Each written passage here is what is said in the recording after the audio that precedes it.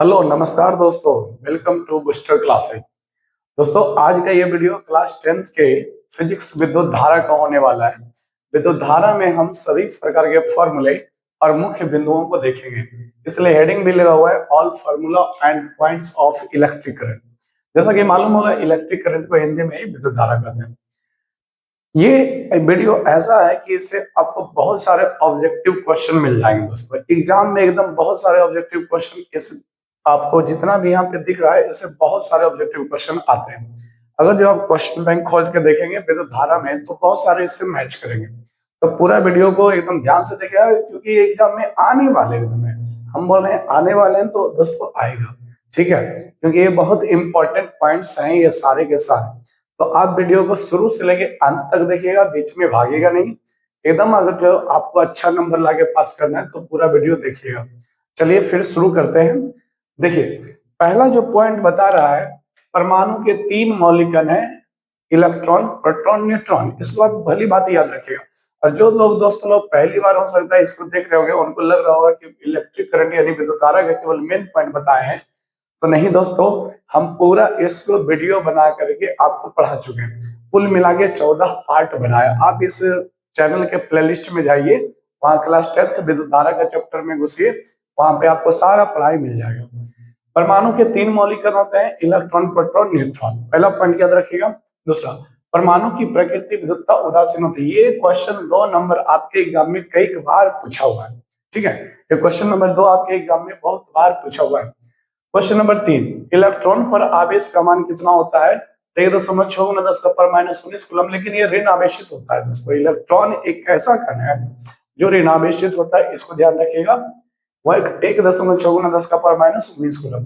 चौथा point, electron का द्रव्यमान कितना होता है? 9.11×10⁻31 किलोग्राम। देखिए दोस्तों, इलेक्ट्रॉन पर आवेश जो 3 नंबर का पॉइंट है ये भी एग्जाम में कई बार आया हुआ है, तो बढ़िया से इसको याद रखिएगा। 1.6×10⁻⁻19 कूलम। लेकिन ऋणात्मक होता है, माइनस में लगा मतलब ऋण आवेशित करना है ये। प्रोटॉन पर आवेश इलेक्ट्रॉन का द्रव्यमान कितना होता है? तो इसको भी याद रखिएगा। 9.11×10⁻31 किलोग्राम है। 9.11×10⁻31 किलोग्राम प्रोटॉन का, इलेक्ट्रॉन का द्रव्यमान होगा। फिर बात करते हैं प्रोटॉन का। तो प्रोटॉन पर आवेश भी दोस्तों 1.6। इलेक्ट्रॉन पर आवेश और प्रोटॉन पर आवेश दोनों समान होता है, लेकिन अंतर क्या चीज का है? इलेक्ट्रॉन पर आवेश ऋणावेशित होता है, प्रोटॉन पर आवेश धनावेशित होता है। और प्रोटॉन पर आवेश भी 1.54×10⁻⁻19 कूलम होता है, लेकिन ये धनावेशित होता है। छठा नंबर पॉइंट की बात करें, प्रोटॉन का द्रव्यमान, तो इसका द्रव्यमान 1.67×10⁻⁻27 किलोग्राम होता है। 1.67×10⁻⁻27 किलोग्राम। अब तीसरा न्यूट्रॉन की बात करें तो न्यूट्रॉन पर आवेश शून्य होता है। न्यूट्रॉन पर किसी तरह का कोई आवेश नहीं होता है। आप लोग इसको भली बातें ध्यान रखिएगा। ना तो न्यूट्रॉन पर ऋण आवेश होता है, ना तो न्यूट्रॉन पर धन आवेश होता है, कोई आवेश नहीं होता है। तो इसलिए न्यूट्रॉन पर आवेश पूछ लिए तो शून्य होता है, मतलब ये उदासीन कण है। ना तो ये धनावेशित कण है, ना तो ऋणावेशित कण है, बल्कि इसकी प्रकृति कैसी होती है? उदासीन होती है। ध्यान रखिएगा, परमाणु की प्रकृति भी उदासीन और न्यूट्रॉन की प्रकृति भी उदासीन होता है। लेकिन अगर जो न्यूट्रॉन के द्रव्यमान की बात करें तो जो दोस्तों परमाणु में प्रोटॉन का द्रव्यमान होता है वही न्यूट्रॉन का भी द्रव्यमान होता है, लगभग दोनों का सेम होता है, ठीक है। 1.67×10⁻27 किलोग्राम न्यूट्रॉन का भी द्रव्यमान है और इतना ही आपका प्रोटॉन का भी द्रव्यमान है। तो यहाँ से इन दोनों को याद रखने में सुविधा है। इलेक्ट्रॉन का आवेश प्रोटॉन का आवेश समान है 1.64×10⁻⁻19 कूलम, लेकिन ये इलेक्ट्रॉन का आवेश माइनस में और प्रोटॉन का आवेश प्लस में। फिर आगे, प्रोटॉन का द्रव्यमान और न्यूट्रॉन का द्रव्यमान समान है, ठीक है दोस्तों। 1.64×10⁻⁻27 किलोग्राम। आगे बढ़ते हैं।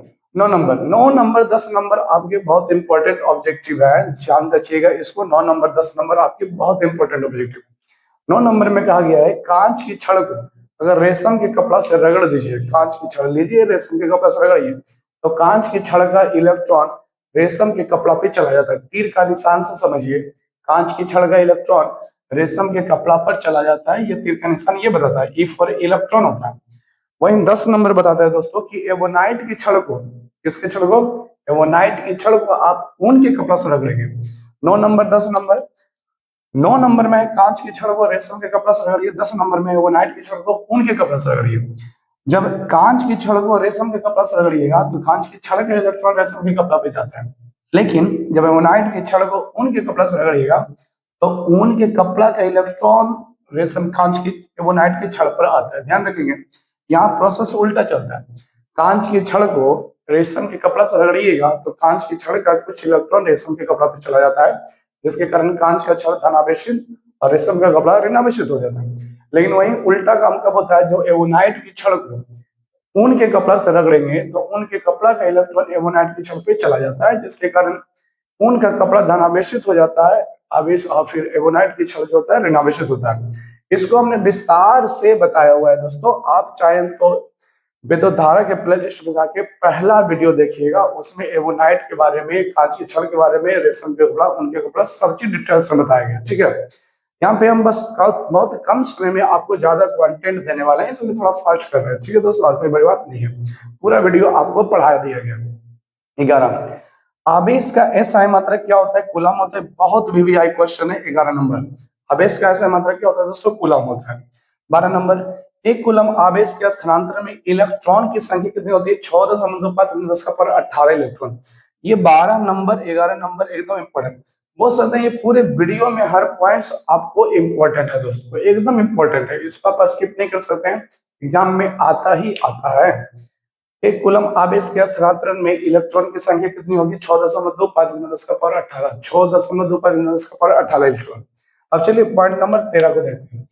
भी बराबर सूत्र याद रखिएगा, डब्ल्यू बटे क्यू होता है। डब्ल्यू मतलब हो गया क्या कार्य, क्यू मतलब हो गया आवेश। 14 नंबर, विद्युत धारा आई बराबर क्यू बटे टी होता है। क्यू का मतलब आवेश हो गया, टी का मतलब समय हो गया। 15 नंबर, आवेश क्यू बराबर आई इंटू टी होता है दोस्तों। आवेश क्यू बराबर आई इंटू टी, ये 15 नंबर फॉर्मूला हो गया। 16 नियम का नंबर, ओम के नियम से देखिए दोस्तों, ओम का नियम बड़ा ही सिंपल सा नियम है। ओम का नियम कहता है यदि किसी चालक के ताप में कोई वृद्धि ना किया जाए तो उसमें जितना ज्यादा वोल्टेज होगा उतना ज्यादा करंट भी होगा। नॉर्मल सी बात है, कोई भी तार में अगर जो करंट बह रहा है तो जितना ज्यादा वोल्टेज रहेगा ना उतना ज्यादा करंट रहेगा। जितना ज्यादा वोल्टेज रहेगा ना पंखा उतना तेजी से चलेगा, इसका मतलब करंट भी उसको उतना ज्यादा मिल रहा है।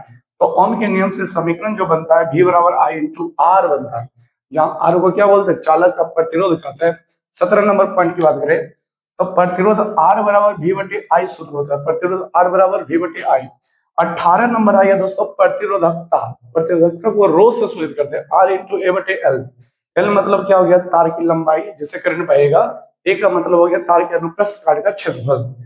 ये दोनों को याद रखिएगा, 17 में प्रतिरोध है, 18 में प्रतिरोधकता है। लेकिन इससे ज्यादा इंपॉर्टेंट इसका एसआई मात्रक है दोस्तों, हम बता देते हैं। प्रतिरोध का एसआई मात्रक ओम होता है। प्रतिरोध का एसआई मात्रक ओम होता है, जिसका चिन्ह ऐसे हो। प्रतिरोधकता का एसआई मात्रक ओम मीटर होता है, जिसका चिन्ह ऐसे है। प्रतिरोध का मात्रक ओम होता है, प्रतिरोधकता का एसआई मात्रक ओम होता है, सब तो मीटर होता है। सब इसी चीज के बारे में आपको वीडियो में मिल जाएगा। आप पार्ट 1 से देखना शुरू कीजिए, आप लोग थंबनेल में ही देखेंगे प्रतिरोधकता के बारे में, जिसमें उसमें चले जाइए, प्रतिरोधकता के बारे में जानकारी मिल जाएगा। आवेश विद्युत धारा के बारे में चले जाइए, विद्युत धारा के बारे में जानकारी मिल जाएगा। थंबनेल जो होता है ना दोस्तों, उसी में आपको सब चीज मिल जाएगा। 19 नंबर देखिए, श्रेणी क्रम समूहन का समतुल्य प्रतिरोध का व्यंजक क्या होता है। प्रतिरोधकों का दो तरह का समूहन होता है, एक होता है श्रेणी क्रम समूहन, एक होता है समांतर क्रम समूहन। श्रेणी क्रम समूहन का समतुल्य प्रतिरोध का व्यंजक होता है R बराबर R1 plus R2 plus R3। वहीं समांतर क्रम समूहन का समतुल्य प्रतिरोध का व्यंजक होता है 1 बटे R बराबर 1 बटे R1 प्लस 1 बटे R2 प्लस 1 बटे R3। इसमें होता है सीधा सीधी जोड़ हो जाता है, इसमें व्युत्क्रमों का जोड़ होता है। ठीक है, पॉइंट नंबर 21 की बात करें दोस्तों, तो चालक तार से जब किसी चालक तार से धारा प्रवाहित किया जाता है तो चालक तार में उष्मा उत्पन्न होती है। तो उष्मा कितना उत्पन्न होती है, तो H बराबर I square R into T, ये फॉर्मूला है। आप लोग देखते हैं विद्युत आयरन जो होती है, कपड़ा आयरन करने वाली मशीन, उसमें विद्युत धारा प्रवाहित कीजिएगा तो चालक तार क्या हो जाता है, गर्म हो जाता है, जिसके कारण कपड़ा आयरन कर पाता है। उसी प्रकार विद्युत हीटर में जब विद्युत धारा प्रवाहित की जाती है तो विद्युत हीटर का तार गर्म होकर लाल तप्त हो जाता है, जिसके कारण उसका उपयोग खाना बनाने में किया जाता है। ऐसे ही बहुत सारी चीजें होती है। तो उत्पन्न उष्मा भी होता है जब विद्युत धारा प्रवाहित किया जाता है, तो उत्पन्न उष्मा का व्यंजक H बराबर I square R into T. 22 number में विद्युत शक्ति, 22 नंबर वाला पॉइंट आपको बहुत बढ़िया से याद रखना है, क्योंकि इससे एकदम क्वेश्चन बनता है। विद्युत शक्ति P बराबर W बटे टी हो गया। W मतलब हो गया विद्युत ऊर्जा, T मतलब हो गया समय, या V स्क्वायर बटे R होता है, I इंटू V होता है, I स्क्वायर इंटू R होता है। विद्युत शक्ति P के चारों फॉर्मूला को आपको याद रखना है। P बराबर W बटे टी, V स्क्वायर बटे R, I square into R, I V। चारों फॉर्मूला को आपको याद रखना है। 23, 24, 25 जो है दोस्तों, ये आपके बहुत सारे कांस्टेंट के मान है। एक कैलोरी का मान कितना जूल होता है? 4.2 जूल। कैलोरी किसका मात्रक है? तो उष्मा का सीजीएस मात्रक है। जूल किसका मात्रक है? तो उष्मा का एसआई मात्रक है। ठीक है। एक किलोवाट घंटा का मान कितना होता है? 3.6 जूल। किलोवाट घंटा किसका मात्रक है? तो विद्युत ऊर्जा का मात्रक है। एक किलोवाट घंटा का मान 3.6 जूल। 25 में एक अश्व शक्ति का मान कितना होता है? 746 वाट होता है। एक अश्व शक्ति का मान 746 वाट होता है। तो पॉइंट नंबर 25 आपका ये खत्म हुआ। ये वीडियो में इतने सारी जानकारी दी गई है जो कि बहुत इंपॉर्टेंट है। आप लोगों को भले लगा हो कि बहुत छोटा सा वीडियो है दोस्तों, लेकिन इसको लिखने में बहुत मेहनत लगता है।